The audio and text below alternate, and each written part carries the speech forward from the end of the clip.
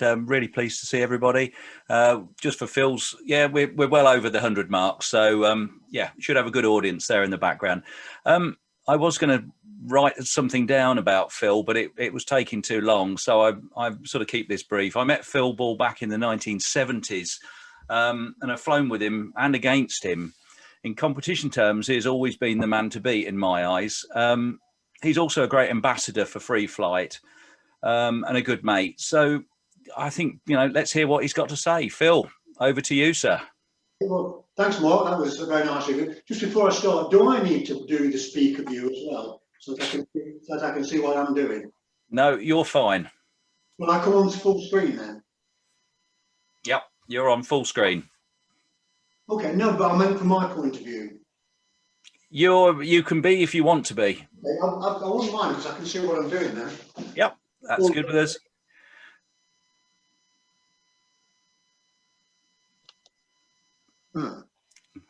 He did have a shave before this as well, so you can see now. I didn't need one. That's not done. That's not done anymore, so it doesn't matter. Okay, well, thanks for that, Mark. Appreciate it, and Andy as well. I took a lot of preparation for this talk today. I found out I was doing it at about 6 o'clock because of the COVID and all the other problems. I thought it was next week, so you have to excuse me. I wanted to get some models that covered every category of free flight, but my glider box is right down at the bottom of my pile in the garage, so I've had to leave the gliders behind. So where to start about free flight? Not knowing what the audience is, I remember talking to people at work who knew a little bit about aero modelling, but nothing about free flight. Used to say to me, "Oh, you're a model aircraft, do you? Yeah, yeah. Do you fly? Oh, yeah, yeah. What do you fly? Control line, radio, stunt." I said, "No, I fly free flight." And they say to me, "Well, what's free flight?" I said, "Well, funnily enough, it's been going longer than everything else. The first world champs was back in the 1920s. And it's something that I always liken it to water sports, where some guy will ask you why you sail a little dinghy when you can have a big powerboat, and it's because you're there with the wind, the conditions, you're out in the open, and you're pitting yourself against the conditions, and I think that's one of the big things that's always appealed to me. I remember as a kid, we all made control line models, Keelcraft Joker, and we made. I remember making Junior 60 for an older guy. I couldn't afford to buy the kit, but I enjoyed making it. And you put the radio in and flew it, and everybody was happy. But my first ever success in free flight was with a Mercury Swan. And we were having nice 30-second flights on the racecourse in Derby. Suddenly, it was off in a thermal, and we'd never seen one before. And me and my friends chased it across the housing estate and whatever, and it finally came down. You can imagine the thrill of that really hooked me for life. And although I've got a great deal of interest in things like team racing, stunt, pylon racing, etc., free flight's always been the thing that I've loved, really. So if you actually look at free flight, not knowing what the audience is, the scope is so wide. The simplest sort of models you're looking at is like a catapult model or a hand-launched glider. You can fly these on the local park. I've been flying them since I was a kid, really. They're cheap to make. You can get flights that are satisfactory on a small field. I mean, my regular flying site is 10 football pitches, and I've flown anything from there, from an F1A 3-meter glider. I've not flown F1Cs there, but I've flown all that sort of thing. Now, my favourite, really, if I was going to say to somebody, fly free flight and have some fun, well, I don't really want to because I've got this class, I fly that class, but I would really just want to have a bit of a play. My choice always has been and always will be for people is like the mini vintage model. Now, this is a Norma Marcus designed Dynamite. 30-odd inch wingspan. I made 2 of these for 20 quid, and I've still got enough materials left to make another one. There's a minimal amount of rubber in it, and you can fly this on a park. You can get minute, 2-minute flights if the weather's decent, without any real outlay and not a great deal of building time. But this, if I was saying to somebody, have a go at free flight, this is what I'd ask them to do. The performance is reasonably good. It's they're easy to make. If you've got the skills to make most models, you can make one of these. It's stick and tissue. I wound this one up a bit earlier. I'm not going to let go of it, but you know, you've got a nice big propeller, not too much rubber. You're not going to be off if I let go, but that's my favourite, and probably always will be. I fly them half a dozen to a dozen times a year. This model, along with the other two that I've got, around about 10 years old, instantly attaches, but you crash one and they bounce. So that's that thing was stopped. I put too many terms on, obviously, didn't I? So that's my favourite. Moving on from that. Again, I'm picking models that you can build. I'm not picking things that are expensive that you're going to have to buy. But I've just built in lockdown. This is one of my lockdown projects. Now, this is a Mercury Mallard. I'll step back a bit so you can get it. And amazingly, it looks much better in this light than it does face to face. Built this. It was something I always wanted to build from a kid. It's got an AM35 in, saw bolts wood, tissue paper. The only high-tech stuff is epoxy proof paint. Simple timer, but it's actually got RDT in it, so you can dethermalise this model if the flight's going to go on too long, or you can let it glide. And it's quite a simple thing. There's a servo in it, and when it's released, up comes the tail. And that's really the only thing that you're looking at. From how this model was built in the 50s, and indeed, I think a guy came 30th in the world champs in this in 1956, the year that Ron Draper won. More of that later. So it was a competitive model in its day. I've been flying it in the summer on Lodge Farm. I've had some fun with it. It was a bit airy when I started off, but I've got the trim reasonably well now. Apart from the fact that on launch it tends to do a bit of a dive while the speed builds up, and then away it goes. So that's something a little bit more sophisticated than the mini vintage. At the other end of the spectrum, you can fly something like this. Now, this is a F1B World Champs model. You can buy these ready to go. A lot of people do, but you're probably looking at a couple of grand to buy one of these. I've probably built 90% of this, and it's saved me a lot of money. But also, I like building, and this is so. The wings are mine, the tail's mine, the fin's mine. Things like the boom, the Carve mouldings, they're all purchased, and obviously the nose block. But this is at the other end of the spectrum. You've got a model with 5 functions. So it's got 3 wheel positions, 2 tail positions. It's got variable pitch propellers, which work on the torque. So I can't really show you that working. But this is the other end. I enjoy flying these, but I find because you're always trying to compete at a world championship level, you've really got to pick the conditions, and you don't want to damage them. And it's a fine line between what you're going to do. I've got quite a nasty shoulder injury. I don't even know whether I can throw one in the future, but hopefully I'll be able to. I'll just hang that up there. I know the scale flyers get a lot of satisfaction from looking at plans, looking at designs, modifying them and so on. My next project on the lockdown has been a copy of Ron Draper's World Champs winning model from 1956. So I'm a bit annoyed with it. I thought this talk was next week, and I covered the wing this weekend, so I thought it had a nice structure there. So it's a straightforward built-up model, again, all wood, which I like. I've been a bit anal in a way. I've even copied his checkerboards on the wingtips, and I'm sort of I might even put a round name and address label on the side of it. That's a bit like the scale thing. So it's coming on. There's no engine in it yet. We've got the old OS19 for the front. So I should imagine in 2 weeks I'll be ready to go. Again, this is going to have radio DT. Makes trimming easy. It saves your models crashing. Most people are using it now on the flying free flight contest. And also, if you're going to fly for a bit of fun in a local field, it's not too expensive to be able to buy it and fit it into that sort of model.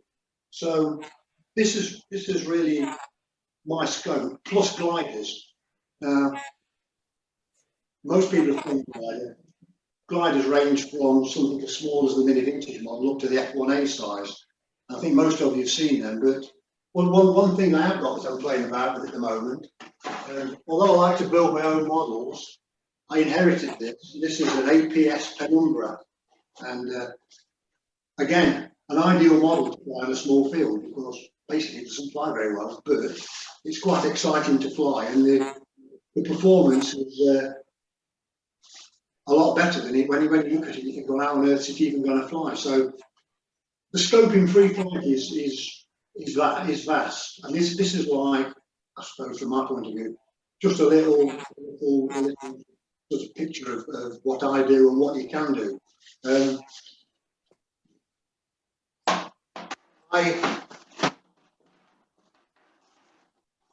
thing about those, you can't get the damn things to stand up. I think if we can get people into free flight, I don't know how many of you are free flighters, or I think kids can learn a lot. I've got my grandchildren are making the BMFA, the dart and that sort of thing. I bought my grandson a kit, which I haven't given him yet because he's going to be 10 soon. I think that's a good time to start them. But I think there's so much fun to be out flying free flight models. As I said earlier, a lot of them, you can make them like the catapult models. This is a new one. I've got some catapult models that are 10 years old. They're almost indestructible. You might knock a little bit off the wingtip, you can stick a piece on. So that's the sort of covering on that. If we look about what's happening now, if you're flying in contests, there's a big movement to GPS. And GPS, I was a bit sceptical when I first bought it, and to be able to fly a model and have it fly out of sight, maybe in the mist or something, and know exactly how far away it's landed is an absolute, almost a bigger thrill as when we started having trackers and you first heard the first little beeps when you were searching for your model and you thought, hey, I can't see it, but I know it's there somewhere. The GPS has taken us to a new level. So that's I think been one of the big sort of steps forward. Materials, all these models, apart from the F1B, are all built out of wood, tissue paper, spruce, wood, and I enjoy that the best. And I know a lot of other people do. But then again, you can buy stuff already made. So with whatever your fancy, that's the way to go. I think if you've not flown a free flight model and you've not actually sort of seen it up there with the sun shining through the wings and the thought that you've made that, you've tweaked it and made it more, and then launched it, and maybe put it in the thermal. It really is a thrill. I've flown control line models and I enjoyed that.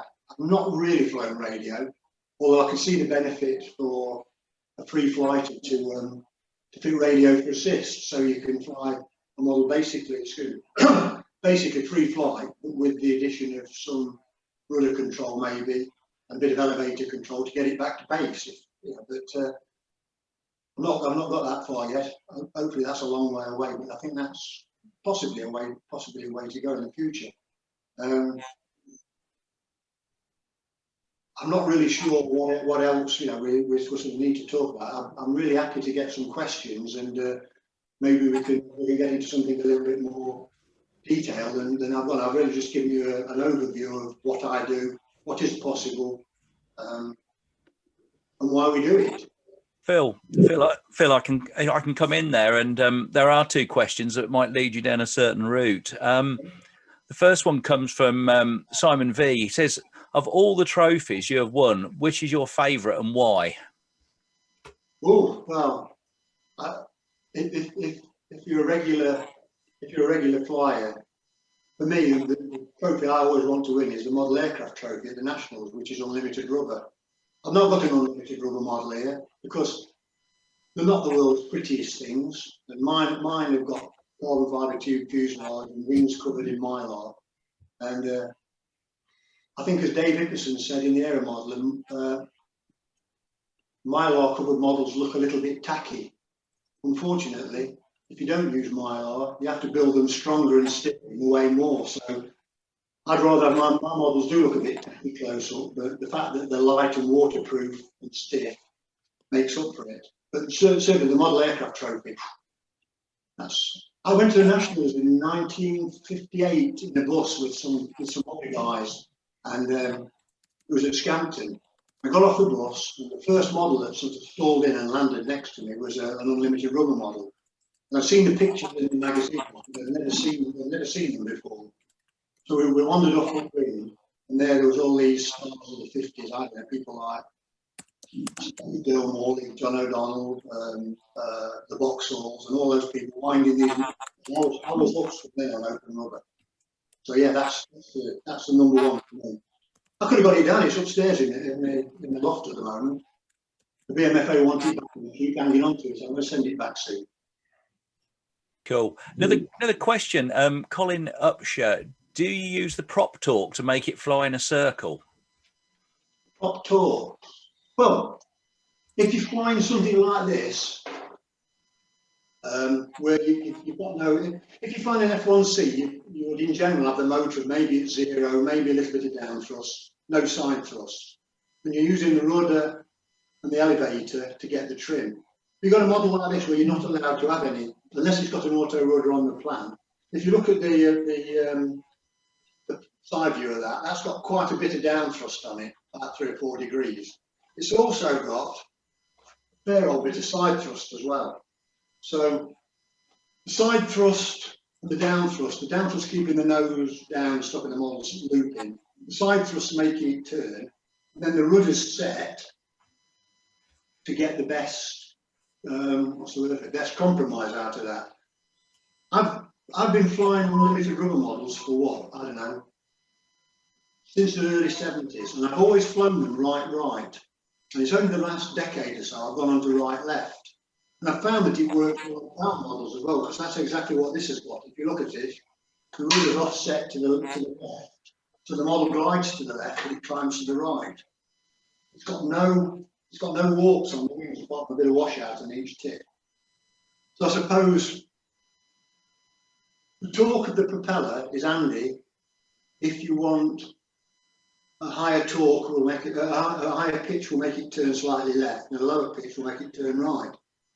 But as with all these models, it's a compromise. On an AM35, an 8x6 works the best for me. Now I know if I changed to an 8x5 or an 8x4 or a 9x4, it would give it a different power pattern. But I think a lot of these things, it's a compromise and trying different things. I decided on this model I was going to fly it right-left because my rubber models fly right-left, and it works just the same. So you don't need washing on your wings, so you get a nicer, more open glide. If you've got washing on that panel, what tends to happen is the model, maybe the inboard panel either drags it round, or maybe it stalls and drags it round. And with flat wings, you can trim to a much bigger circle and then get a consistent circle. And when you look at the F1B, which is an entirely different craft, you're still under power flying basically a right-left trim. You've got right thrust, maybe a bit of down thrust, and you've got left rudder. And then as the power drops down, you take the rudder, gradually comes off, and you go into a right glide. But the actual important bit of the climb is on the right-left setting. And I'm just annoyed it took me about 30 years of flying to sort of discover it and start using it. Another question. Valdis Vesma. Really impressed to hear that 21st century GPS technology assists with the very traditional aspect of our hobby. But my question is, where do you get your tissue from? The finish looks superb. You could get it from Mike Woodhouse, but his prices are very high. I think you've got to shop around and get the cheapest deal. But no, being serious, I know Mike sells a lot of tissue. I know he's actually got a new supplier coming in as well. So I might get mine a little bit cheaper off him now, but apparently one or two people are trying that. He gave me some. I haven't got anything to cover, so I actually wrapped some Christmas presents up with it, but it did feel very nice. It was free, so. Can I chuck something? Can I chuck something in about the tissue, Mark? Go for it. Yeah, there is. As everybody knows, Asaki have gone out of production. They finished. They've gone. Their place no longer exists. But now I've been working with another supplier in Japan. Had some samples, passed them around. And there's 2 or 3 people on here have tried them. It looks good, and hopefully we should have some supplies of that new tissue sometime during this year. Fantastic. It will be about the same. Well, if I just go in onto that as well, Mark, about covering. 1 or 2 people have taken to this is covered in red jack, but it's on top of polyester, lightweight polyester tissue. So the great thing about the covering on this is you've got the polyester tissue, which is very tough and fibrous, but a bit stretchy. You've got the jack tissue, which is, once doped, is very stiff, but a bit brittle. If you put the 2 together, it's almost like a perfect combination. This model's got the polyester over the whole of the wing, but the jack tissue just over the open areas. The Ron Draper model that I'm building, that's exactly the same, and that tail, although it's just an open structure, is rigid to say the least. And it's a combination of the 2, and it's very light in that, all right, you're using an extra covering, but you don't put much dope on. I mean, doping the tissue on top, 1 brush stroke will probably cover the whole of that piece, whereas with just tissue paper, you'd be another brush, so you'd be using 2 or 3 times more dope. It's fantastic. Fantastic. He was the first person I saw using that. Another question, totally related exactly to the build again. A mate of mine, Chas Campen. Phil, how do you go about starting to build a new model? Do you cut a kit of parts, or cut parts as you go? And how long would a slop take you to build from scratch? Lovely to see you, mate. Well, I'll tell you one thing I try to do. If I was building a rubber model, say I was going to build one of these, no, it's not the same question. I tend to carve the propeller blades first, because you can do something quite quickly in a short period of time. And once you've got the prop blades done, or something big done, you've got the impetus to carry on. Building this, I don't draw detailed plans up.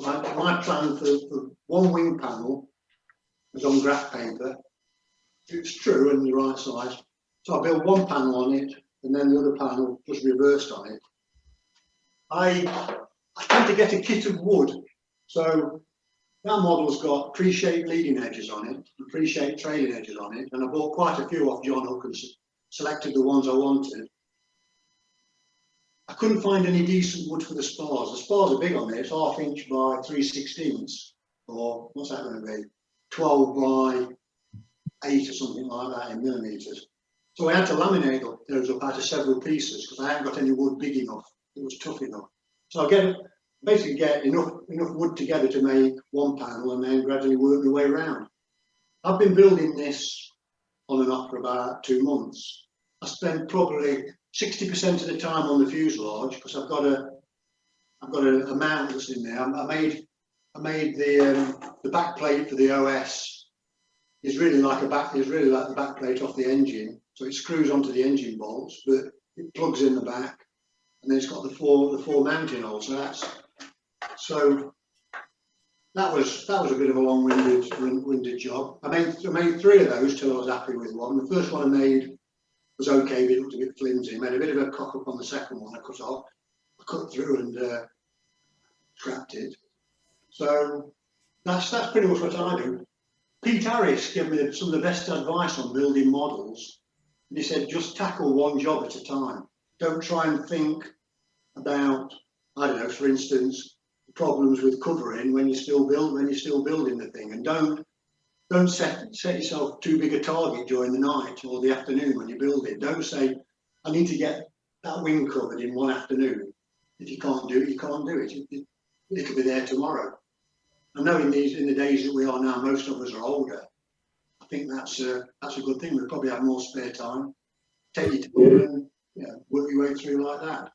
I find the things that take the time are things like fuel tanks, timer, engine mount, things like the wing mount. I mean, quite a bit of this is ad-libbed because the plans that you get that's built off, which is in the aero modeler, is really just an outline plan.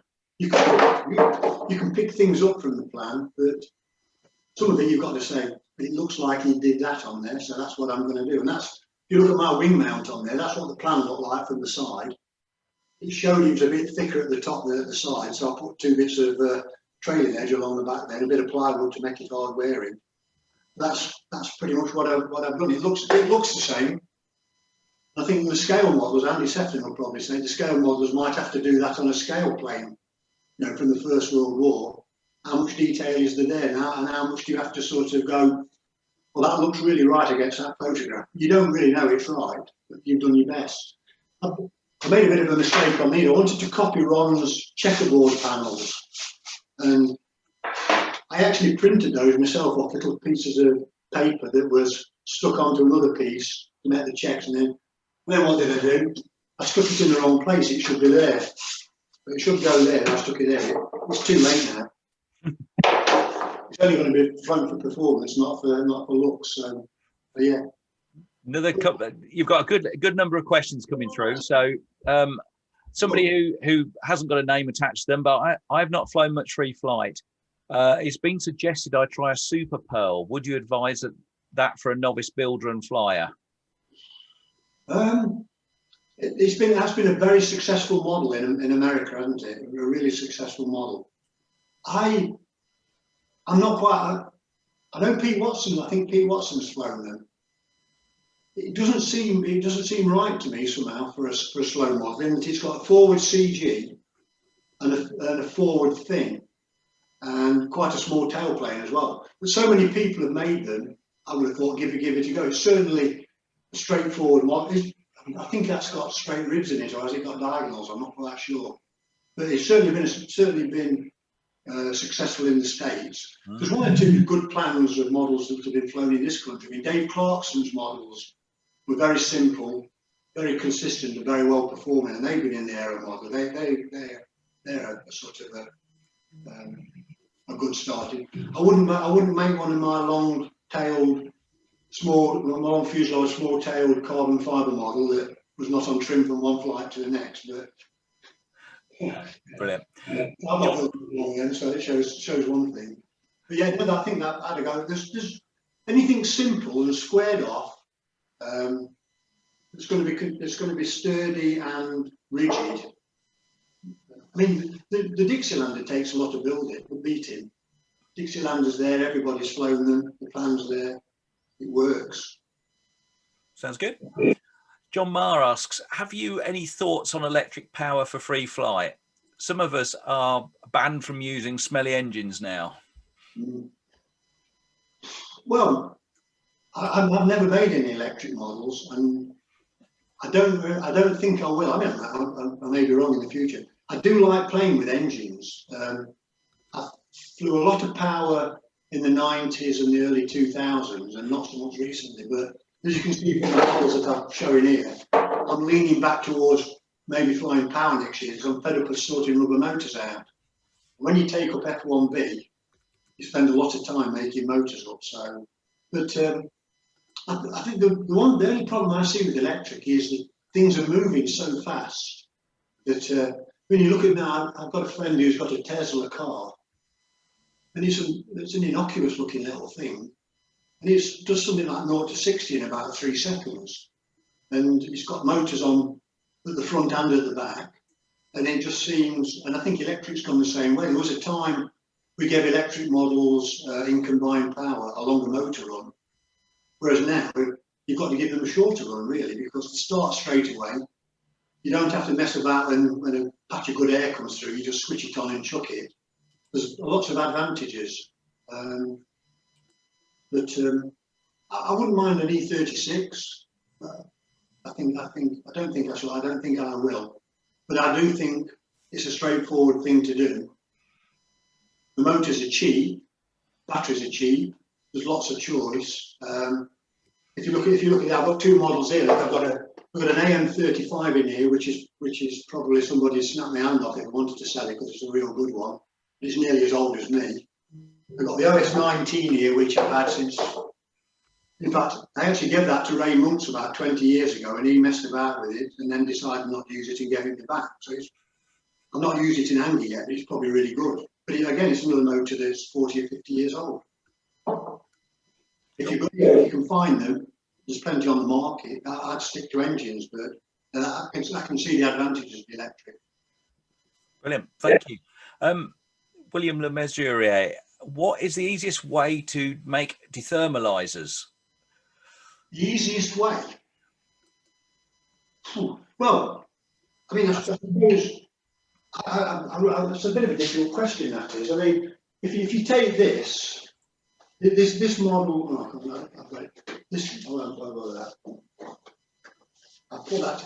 If you look at this model, this really is about as simple as you can get. The tail is hinged on the tail mount. I'll take the tail off in a minute. There's a restraining line that goes around there and gets held in place by the rubber bands that hold the tail in place. That does a dual job. All right, the tailplane has to be foolproof, so it's on little blocks of wood to stop it moving. The line goes onto a timer, clockwork timer there, or the radio DT, which is there. So there's an alternative on that one. Now, although that's a timer, you could replace that with a fuse. Now, a fuse is probably the cheapest and the simplest way of doing it, but not the most consistent. I suppose it depends what you want. This model has got a fuse DT on it because it's a fly-off model. So I'm not bothered about the accuracy of the DT, so long as I can get a long DT on it. And there's no weight. The propeller's going to start again. There's no weight in the system. A piece of DT fuse weighs probably a gram, and it's burnt away by the end of the flight. So that's the simplest method. But I don't know whether that is self-explanatory on there. But if you can see on there, the tail mount is just a flat plate with slots top and bottom where the rubber bands hook on there and hook onto the tail, and they hold it in place and pull it up. So I think that's about as simple as you can get. There's nothing fancy at all in that. The only thing, because this has got a fin on it, it's got 4 keys on it, 1, 2, 3, 4, like that. So the tail can't move, because if the tail moves, obviously the fin's going to move. So that would be my simplest thing. The next thing would be maybe a Snoopy timer, which I suppose is another talk in itself, making a Snoopy timer. Brilliant, thank you. Sean Milson, do you find that two models built identically behave differently? But I needed to ask your advice on this, because this is a brand new catapult model, exactly the same as a model that I've had the plan published. The only difference is the fragile tips have been rounded off, and I can't trim it. I have one flight and it's absolutely beautiful, and the next flight it drops its nose and spins in. So there's something wrong with it somewhere. But if you make, saying these, I've made 3 of these. This is the Norman Marcus Dynamite, and they all fly pretty much the same. It's got a big efficient propeller. They all all climb high. But it's not the world's best gliding model, and they all seem to fly exactly the same. So that's probably the best example of that. I think the thing to do with models is to record the dimensions when you're building them of the wood and the warps and everything like that, the balance points, and then try to duplicate it on the next one. Because it won't be the actual size of the wing and the tail and the fuselage. It'll be the actual bits. Have you got the wing a little bit too far forward on this one, and the CG's a bit too rear, or have you got the wing on dead straight? I mean, sometimes not having the wing on dead straight is a big advantage. If on a model like this, because it's going to turn right under power, if that wing was skewed slightly forward, that wouldn't be a disadvantage. I'm talking a quarter of an inch or something like that. So yeah.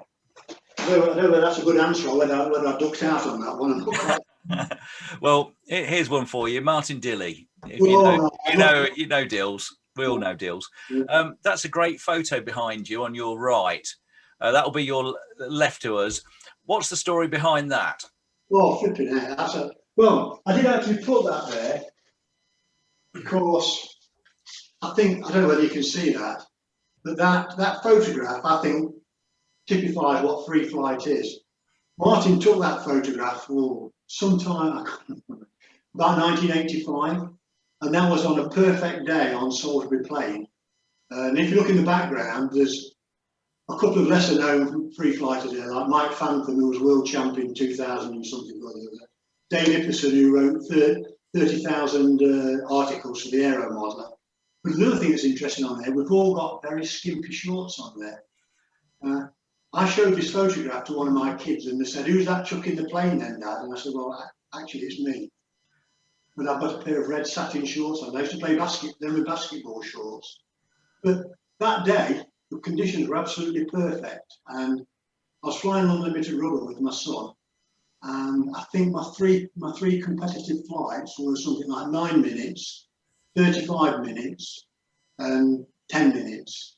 The 35 minutes, we lay on the grass with a pair of binoculars watching it circling around on the DT in a thermal, and it finally came down. Come the fly off, the conditions were even better. I started to wind up and I think I broke the motor. Russell Pearce flew very early and did a 20-minute flight, and he was running around sort of celebrating his win. And I launched right at the end of the period into just a bit of light lift that never made the model climb, but it just hung on the glide. It did nearly 30 minutes, which at that point in time was the longest ever open rubber fly-off flight. But Martin was there to record it as usual. So yeah. But if you look there, there's the old hay bales in the background, and obviously it's nice and warm. Beautiful. Standing there with his shorts on. He's got the best legs out of the three of us, I think. Yeah. Yeah, brilliant. Another couple of questions for you. There's a few here. Jim Wright, we all know Jim. If you want to see a Ron Draper built original, we have one at Buckminster, complete with circle address label. Ooh, well, I don't know whether anybody's noticed on eBay. It might still be there.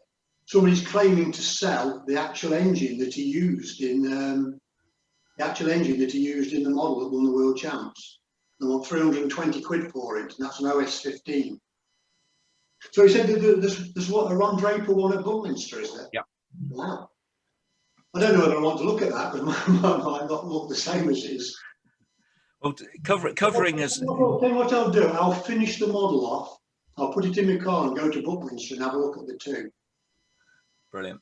There's a number of things here. I'll try and group them all together a little bit. But Martin Dilley adds, there's going to be a review of all covering materials in this year's NFFS Simpo report. So a statement there. Right. Dave Gins, Phil, any idea how much your Mallard weighs? I think it's heavier than the plan. The plan said, I think, 14.5 ounces. I think it's probably more like 17. I can build very light models when I have to, like things like unlimited rubber. But when I tend to make things like this, I tend to get thinking, that doesn't look really strong enough. I'm going to use the hardest bit of wood I can find. This is double covered, and it does weigh more than the original covering. I think I know you can change materials. I think I've got plywood fins underneath here. I think they're balsa wood on the plan. But the rules say you can substitute materials, i.e. cane for balsa wood. So I've substituted plywood for balsa wood on there. But I think the thing is on that, that's got a real, compared to the engines that was on the plan, the AM35 knocks the spots off all the other engines on there. In 18 seconds, it climbs so high, it's not true. It really, it just seems to go, you think, the time is stuck on that, it's not going to stop, it just seems to go on forever, 18 seconds. But yeah, it's great. And I think, on another thing, this Ron Draper model, I think on the plan, it said his model, the wing was 3.5 ounces. And I think that's almost, unless you use 50 balsa wood for everything on there and cover it in jack, I think that's almost impossible to achieve. I think this is actually 6 ounces, this is. It's about 100, I think it's about 155 grams or something like that, this wing is. But he had 2 ounces of ballast in the front of it, so I'm not going to have that. So I save 2 ounces there. Oh, brilliant. Ian Horn asks, talking about coverings and that, what are you using to get the gloss finish on your powered fuselages? Do you tissue everything or just paint pylons, etc.? This one's got that's got epoxy coat on. So that's about the only thing that I've gone towards. This it's covered in tissue, it's covered in black tissue and then painted. This is epoxy coat as well. So that's had about, at the moment, about 5 coats around here, probably 2 or 3 coats there. I'm not quite finished the back end because I needed somewhere to hold it while I was painting it, so I've got to do that little bit at the back. But yeah, this is epoxy coat. The 2 parts, it's use 50-50 in 50-50 resin and catalyst. So yeah, dries very quick though. As you paint it, you have to paint really quick because if you don't, the brush. And I don't spray because I think it's not the sort of stuff you want to be spraying really. Well, good thing about just talking about this, Ron Draper had a VTO point on the back of the fuselage, so when the start of the engine, you just let them go like that. Because it's got an auto rudder underneath, I don't think I needed to put that on, but I put it on just to protect the auto rudder. I don't know whether you can see that from here, but that was another thing to make it look a bit like the original. I've got a question now for Andy Simons. Andy, oh yes, go on. One that's come through here, which is, it's going to be an Article 16 question. You knew when it come up today. Yeah. How does the CAA affect free flight on heights, etc.? So, short answer is it doesn't, as long as you remember. If you're a BMFA member and operating under Article 16, we can fly over 400 feet if the aircraft is less than 7.5 kilograms. Less than what, sorry?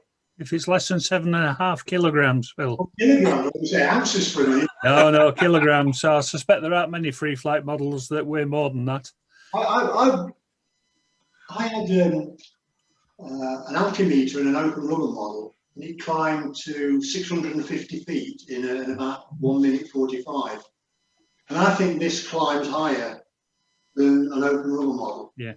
The other thing you do need to be aware of, if your model's likely to fly above 400 feet and it's under 250 grams, you do need to be registered. Oh yeah.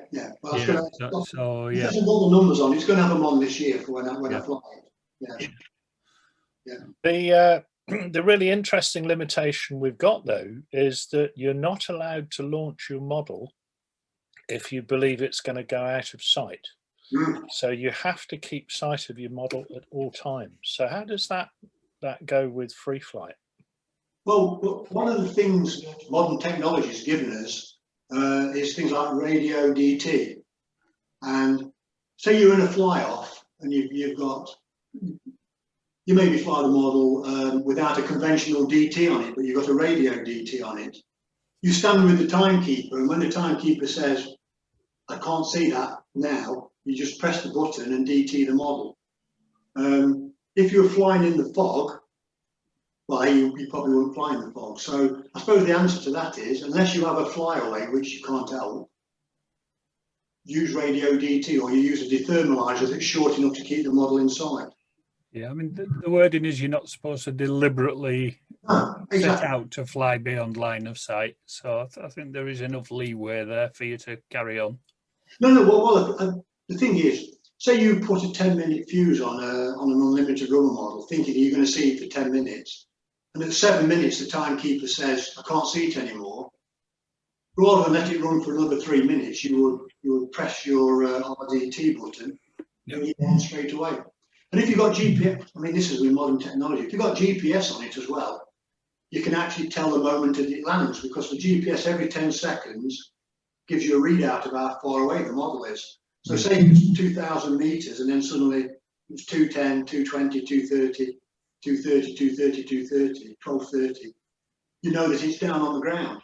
So you know how far it's gone as well. No, that's good. But by then you're already illegal, because you're allowed to go out of sight. And if that happens, you're supposed to put in an incident report. What I normally do, I normally anticipate. It's a difficult one, but it's not for here. But if you read carefully the legislation, it's quite limiting for free flight. I think you're only actually unlawful if it going out of line of sight with a free flight model. You're technically only unlawful if you do it deliberately. That's what you're trying to do because you're going for duration. Well, yeah, it's a moot point. I say it's not for here. Yeah, but it's, we'll move it on, because I'll still be careful. I think. But the thing with modern technology, not only that, you can not upset farmers neither. You can say to a farmer, my model's in the middle of that field. If I walk down this track, it's 352 yards down that track, and you can walk down the track and pick your model up. And I've done that with farmers, and they've gone, bloody hell, that's impressive. They used to be impressed with the tracker when we just went, it's about there somewhere, but now we just go, it is over there and it's X number of yards away. Brilliant. Going to move another question on. Mike Fantham, you said, Mike, do you remember him? I was trying to say it now, but he Did you have a close-up of his legs? He's got the best legs at the I think. You said Mylar covered wings are stiffer than tissue covered. Yeah. Surely this is due to the different underlying structure. You may not want to answer that one. Yeah, the point I was trying to make was around about 1990, when my son and myself were flying unlimited rubber models. My son was very good at ideas, and I was at work. I was a development engineer at that time. So if somebody gives me a good idea, I can develop it. So he said to me, Dad, what we need Mylar covered wings to keep the damp out, because when I'm flying, my tissue's all slack and the wings go floppy and whatever. And I said, well, but if we do that, we've got to have stiff structures. So we actually made very light geodetic structures covered in carbon, which were heavier than, if a typical wing weighed 25 grams uncovered, these weighed 30 grams uncovered, but the covering only weighed 2 or 3 grams, as opposed to 10 or 15 in tissue, and it was waterproof, etc. So yeah, Mike's correct. He was probably there at the first talk when we talked about it. But that was Anthony's idea, that was. Sean asks, are you using old school nitrate dope on your tissue finishes? I think you've probably answered that one, but I've been buying, the only dope you can get now is HMG. I presume it's nitrate. It smells like the old-fashioned dope. It shrinks. You can get non-shrinking as well, which is, I use both of them.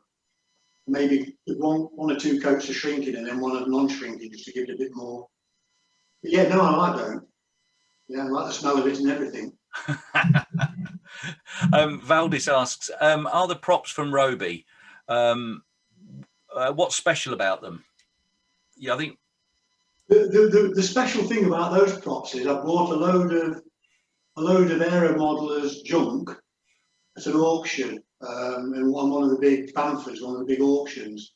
And apart from it having about 20 vintage engines in it, it also had about 20 of those 8x6 props, which have sat in my garage for about 10 years. And I decided I was going to try one out, because I was running short of, I was using the Groutner 8x6, and all mine were either worn out or broken. Put that on, and it worked exactly the same. Didn't bother the trim, same revs. So I don't know whether you can get them, but they're fairly stiff, but they do bend when they land, and I've never broken one yet. So they're an equivalent to a Groutner 8x6. They're not as good as a APC 8x6, but they're really brittle, so I don't even bother. I didn't look at them. Thank you. Jim Wright has come back with another question here. Now that coming up from my past here, aren't they, Jim? My past, Jim Wright. So now that you've built a Draper model, oh, where's it going? Sorry. Your next challenge is to build a Mike Gaster, the gas stove. Oh, We have one of those at Buckminster as well. I have a plan of it if you're interested. Oh, by the way, Mike is fine. I spoke to him this week. And they both had their COVID injections by the look of it. I think the trouble with the gas stove, it's so much prettier than Ron's model, but that's a proper competition model that's easy and quick. I mean, you built that in 3 weeks before you won the world champs with it. A gas stove would be, I'm on my 4th or 5th model in lockdown. I'd still be on the gas stove if I'd have started building that. But it is a beautiful model, there's no doubt about it. Cool. Last couple of questions here. Chaz has come back again. I remember Anthony being a brilliant flyer. Does he still fly? Will he be back? No. And at the moment, Anthony is, believe it or not, he's a veteran cycle racer now. So he does road racing, and he did a couple of years ago. He did the Newcastle to London 320 miles in less than a day. But he just crossed. His son's very good as well. My grandson, he's very good. But he's not got a modelling room now. He's now got a bike room now with all rows of bikes sort of hanging up. But Anthony got very disillusioned when the builder of the model was dropped. I think he'd won 4 successive trials on the bounce, and then suddenly everybody turned up with things that were made by Stamoff and Kochkarev, and I think he said, "Well, if this is what it's all about, I'm off," and that was it. Super. Last question, Phil. I saved this one till last because we've got 2 or 3 minutes to answer this one. But Pat Dowling, are you encouraged about the future of free flight and feel there are enough kit options out there for someone looking to get into F1A, B, and I think that's supposed to be C, but it might be G. But anyway, that's. Did you say kit options? Yes. Well, if we look at when the builder of the model rule was dropped in this country, I don't think it actually had any real great effect on British flying as such. The effect it had was on FAI. And if we look now, the numbers that we've got flying in the trials are very low.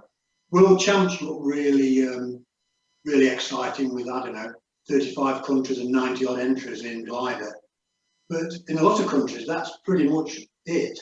The 3-man team and a couple of reserves. And it's getting that way in this country. I think the thing that's limiting free flight in this country is the age of the competitors.